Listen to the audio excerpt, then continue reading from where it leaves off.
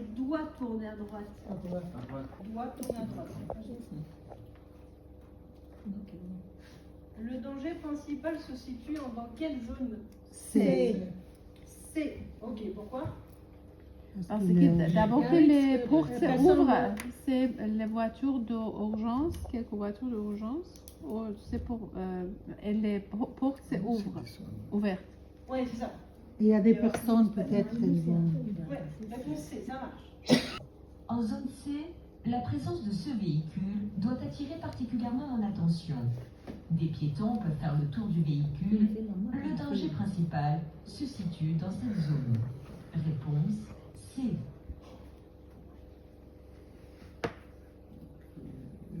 Lors d'un long trajet sur autoroute, je lutte efficacement contre la fatigue en faisant des pauses régulières. Oui. Oui. En restant en communication téléphonique en roulant. Non. Non. Ça marche. AD. Parfait. AD. Sauf indication contraire, sur cette chaussée, la vitesse est limitée à 130. Non. Oui. Oui. Oui. C'est autoroute. C'est une autoroute, c'est une 3 voies. Je peux accélérer immédiatement. Oui.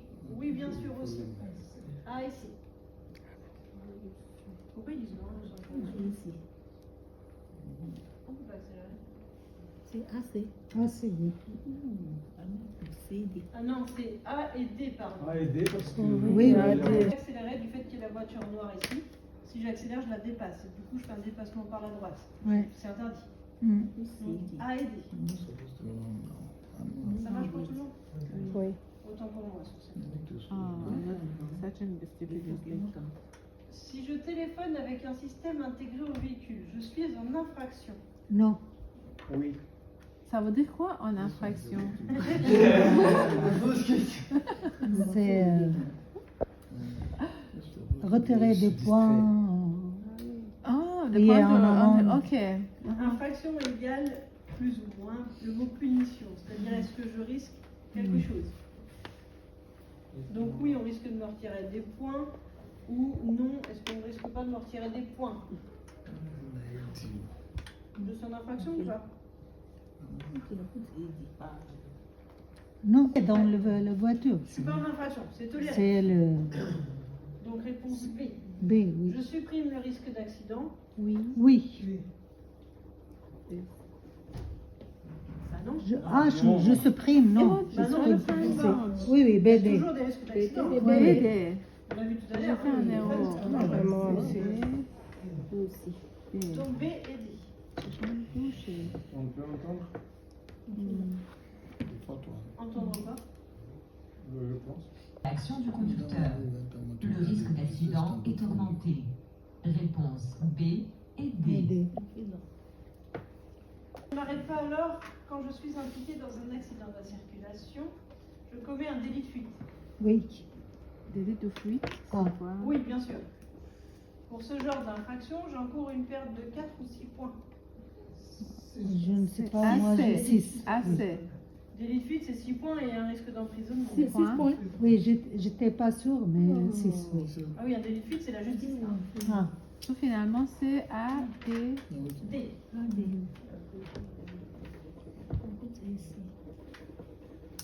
Pour savoir comment mettre en place la roue de secours, je trouve des informations à l'intérieur de la roue de secours ou sur la notice d'utilisation du véhicule.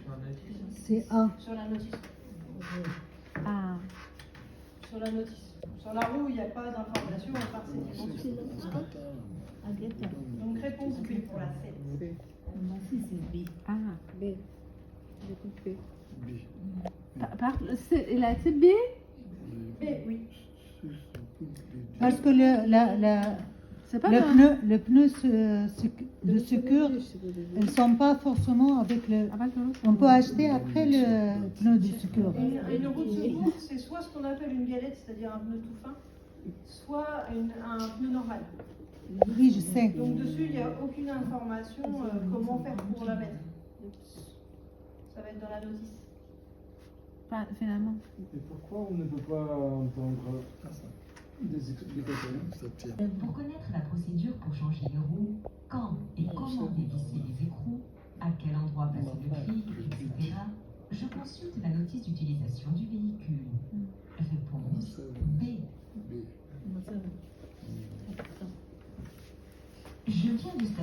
véhicule sur un emplacement de stationnement dont les lignes sont matérialisées en bleu.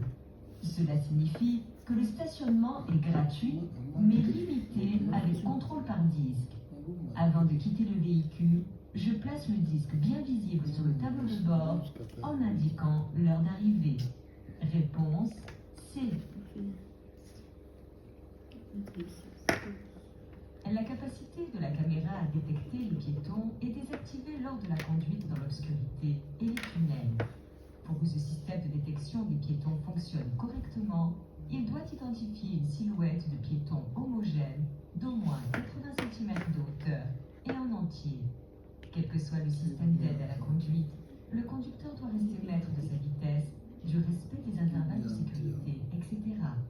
Réponse A et C. Franchement, ou ça va trop? Attends, A, B, C, D. Et nous sommes quels? Neuf. It was two plus C'est la 9. Maintenant, c'est 9. Maintenant, c'est le 10. No famille with the house B. À cette vitesse.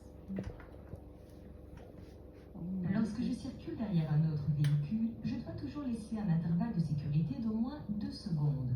À 130 km/h, je laisse un intervalle correspondant à 2 traits de la bande d'arrêt d'urgence, soit environ 90 mètres. Réponse A. Je circule actuellement à la vitesse maximale sur cette chaussée à double sens de circulation. Un motard arrive en sens inverse. Je ralentis et je serre légèrement à droite au cas où il chercherait à dépasser ses véhicules. Réponse B et D.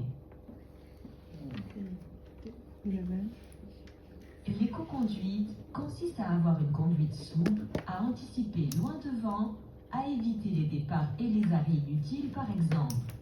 Ce style de conduite permet de faire des économies de carburant et limite l'usure des éléments mécaniques comme les plaquettes de frein et les pneumatiques.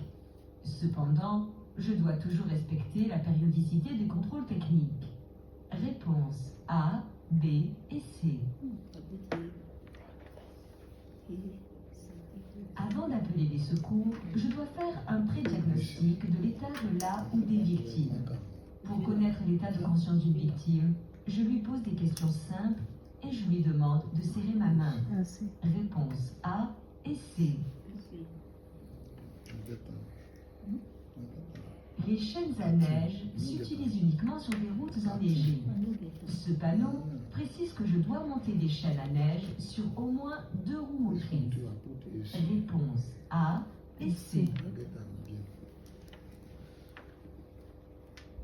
Lorsque je constate que le niveau d'huile moteur se situe en dessous du minimum, je ne démarre pas le moteur au risque de l'endommager. Je fais l'appoint avec une huile adaptée avant de démarrer. Réponse B. Je circule à plus de 110 km/h. À cette allure, je devrais laisser un intervalle d'environ 66 mètres. 11 x 6 égale 66. Actuellement, je laisse une interdistance de seulement 30 mètres environ, car je vois un seul trait de la bande d'arrêt d'urgence. Ce panneau interdit de dépasser. Je ralentis pour créer un intervalle plus important pour ma sécurité et celle des autres. Réponse A. Pour avoir une bonne vision de l'environnement et atteindre rapidement les différentes commandes du véhicule, je dois être correctement installé au poste de conduite. Malgré une bonne installation, il y a toujours des zones de non-visibilité devant et derrière le véhicule, des angles morts dus au montant du véhicule notamment. Réponse B et D. Lorsque j'active le limiteur de vitesse, le dispositif m'empêche de dépasser la vitesse programmée. Son utilisation est adaptée à la conduite en agglomération. Le régulateur de vitesse maintient une vitesse constante, sans action du conducteur sur les pédales. Son utilisation n'est pas adaptée en agglomération, mais plus adaptée à une conduite sur voie rapide ou autoroute lorsque la circulation est fluide. Réponse A et D. Lorsqu'un conducteur sort d'un chemin de terre non ouvert à la circulation publique, il doit toujours céder le passage aux usagers venant de chaque côté, sans obligation de marquer l'arrêt si la visibilité le permet. Réponse B. La voie juste à ma droite est délimitée par des traits larges et rapprochés. C'est une voie réservée aux véhicules lents, c'est-à-dire aux véhicules circulant à 60 et moins de 60 km/h. Je n'y circule pas. Le camion devant moi circule au maximum à 90 km/h. J'anticipe son dépassement. Toutefois, la présence de ce véhicule sur la voie de gauche ne me permet pas de dépasser immédiatement. Je reste sur cette voie et je ralentis. Réponse B et C. Lors de l'achat d'un pneu neuf, cette étiquette me permet d'évaluer la qualité du pneu concernant les critères suivants. Le bruit de roulement, mesuré à l'extérieur du véhicule, la qualité du freinage sur sol mouillé, la résistance au roulement et donc l'impact sur la consommation. Réponse A et C. Quels que soient les médicaments absorbés, avec ou sans pictogramme sur la boîte, ils peuvent avoir des effets indésirables sur la conduite. Ils peuvent provoquer un endormissement, des nausées, des vertiges, des troubles de la vision, une augmentation du temps de réaction, etc. Réponse A et C. Pour dépasser un cycliste en agglomération, je dois m'en écarter latéralement d'au moins 1 mètre, même s'il circule sur une voie de circulation différente de la mienne. En ne respectant pas cette règle, je risque de le renverser s'il fait un écart. En cas de non-respect de cet intervalle, j'encours une amende et un retrait de points. Réponse A, C et D. Moi, j'aimais CD. Des pneus insuffisamment gonflés ont tendance à s'écraser. Ainsi, cela augmente la résistance à l'avancement du véhicule et donc la consommation en énergie. Le sous-gonflage détériore la tenue de route et l'évacuation d'eau partant de pluie. Je contrôle la pression de mes pneumatiques environ 1 fois par mois, sans oublier la roue de secours. Réponse A. Avant de partir en circulation, je contrôle l'ensemble des voyants de mon véhicule. Je constate ici que la portière avant droite est mal fermée et qu'au moins un passager n'est pas ceinturé. Je suis responsable de l'ensemble de mes passagers. Je ne pars pas en circulation immédiatement. Réponse B et C. Je circule sur l'autoroute A9 et 3 voies de circulation sont affectées aux directions de Montpellier et Toulouse notamment. En marche normale, je dois circuler sur la plus à droite de ces voies puisque je ne dépasse personne. Pour aller en direction de Montpellier ou Toulouse, je ne suis pas bien placé. Je dois revenir sur la voie à ma droite. Réponse B. Je circule actuellement sur la voie centrale d'une chaussée à sens unique comportant 3 voies. Je me replace sur la voie de droite lorsque je vois en entier le véhicule que je suis en train de dépasser dans le rétroviseur intérieur. Actuellement, je ne le vois pas en entier. Je patiente un peu avant de me replacer à droite. Réponse B. Je circule en agglomération aux alentours de 20 km/h. Mon allure est adaptée puisque je croise des cyclistes. Réponse A. Lorsque je conduis, je ne dois pas me laisser distraire par mes passagers, qu'ils soient adultes ou enfants. J'évite les conversations trop passionnées et je demande à mes passagers de se calmer si nécessaire, et tout cela sans me retourner. Réponse A et C. La consommation d'alcool est incompatible avec la conduite, car elle provoque de nombreux effets indésirables. Après avoir absorbé de l'alcool, mon regard devient plus fixe et je suis plus sensible à l'éblouissement notamment. Réponse B et C. Plus mobile, ça veut dire Qui bouge. Pour Qui changer bouge. de roue, je dois respecter certaines règles et une certaine chronologie. Si je ne sais pas exactement comment procéder, je consulte la notice d'utilisation du véhicule. Réponse A. Lorsque je conduis, je dois en permanence détecter des indices liés à l'environnement, aux autres usagers, à mon véhicule, à la signalisation, etc. Plus la vitesse est élevée, plus cette détection d'indices est dégradée. Réponse A. En agglomération, lorsque le croisement avec un véhicule de transport en commun est difficile, je ralentis et je m'arrête si cela est nécessaire. Réponse A. Je circule à près de 110 km/h. À cette vitesse, je dois laisser un intervalle de sécurité d'environ 66 mètres avec le véhicule qui me précède. 11 x 6 égale 66. Puisque je vois presque en entier 2 traits de la bande d'arrêt d'urgence, l'intervalle de sécurité est correct. Environ 90 mètres ici.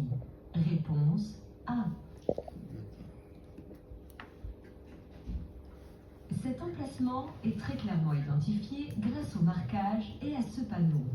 Il est exclusivement réservé aux véhicules mis à disposition pour l'autopartage. Je ne peux pas y faire un arrêt avec ma propre voiture.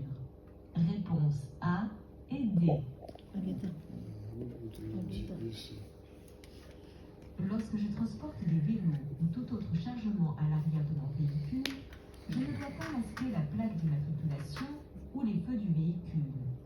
Il existe des systèmes permettant de reproduire la plaque et les feux sur le chargement. Réponse C.